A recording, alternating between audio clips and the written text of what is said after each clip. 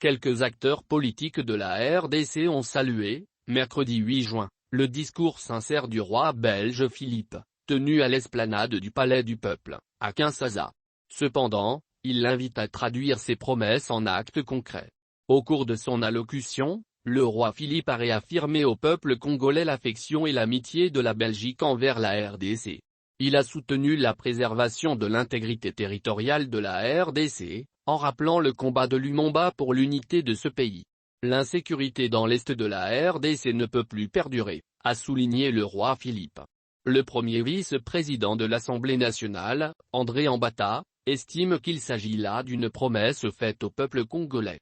Selon lui, celui-ci attend maintenant voir comment la Belgique va pouvoir accompagner les promesses qui viennent d'être faites officiellement par Sa Majesté le Roi.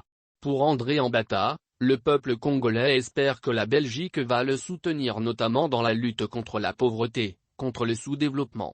Et aussi, dans ce type de conflit notre pays est victime d'une agression armée. Notre pays voudrait que la Belgique s'investisse réellement pour que la paix revienne dans la partie est.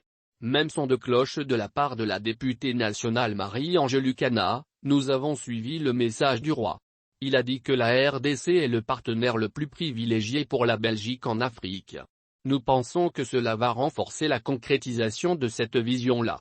En tout cas, nous avons senti que le roi était sincère et ce n'était pas seulement une action de diplomatie, mais que réellement, il croit au bienfait du partenariat. Candidat malheureux à la présidentielle 2018, Noël Tchiani a lui aussi salué le soutien du roi des Belges à l'intégrité territoriale et à la souveraineté de la RDC. Au-delà du discours, il sera très utile et apprécié d'engager l'armée belge aux côtés des FARDC pour combattre l'armée rwandaise déguisée en rebelle terroriste du M23, a-t-il souligné sur son compte Twitter. Pour sa part, le coordonnateur de la dynamique pour une sortie de crise, DISOC, Jean-Pierre Lisanga demande à Bruxelles une réparation sur la mort de Patrice Emery Lumumba, premier ministre de la RDC. Il recommande entre autres à la Belgique de restituer la précieuse dent de notre héros national qui figure parmi les éléments du contentieux belgo-congolais.